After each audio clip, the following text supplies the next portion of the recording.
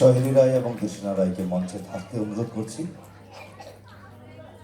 তাদেরকে সম্মাননা জানানোর জন্য মঞ্চে আসতে অনুরোধ করছি আমাদের মনাইকে এবং সুস্মিতা সাহাকে। মনাই এবং সুস্মিতা সাহা দুজনেই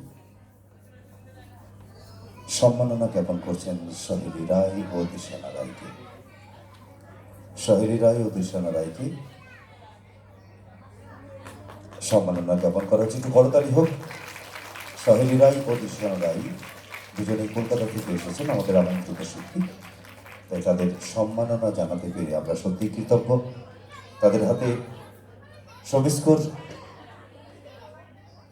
গিফট হ্যাম্পার তুলে দেওয়া হয়েছে সবিস্কর তরফ থেকে, এবং আমাদের সৃষ্টি ডান্স গ্রুপের তরফ থেকে বিশেষ উপহার।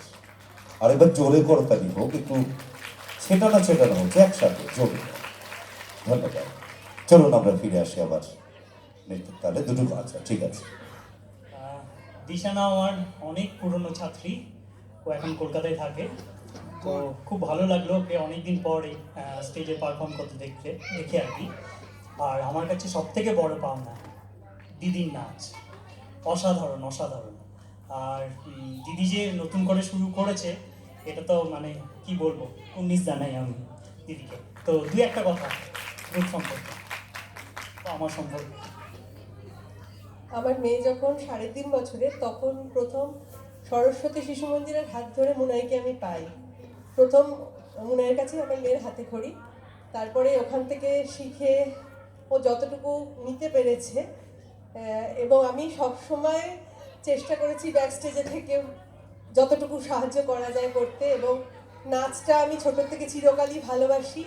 নিজে স্টেজে ওঠার সাহস ছিলও না, কোনোদিন নাচ শেখার সুযোগও পাইনি। চেষ্টা করতাম ওদের সাথে থাকতে। আজ সত্যি মুনাইয়ের এই আমন্ত্রণে আমি নিজেকে ভীষণ গর্বিত মনে করছি, ভীষণ।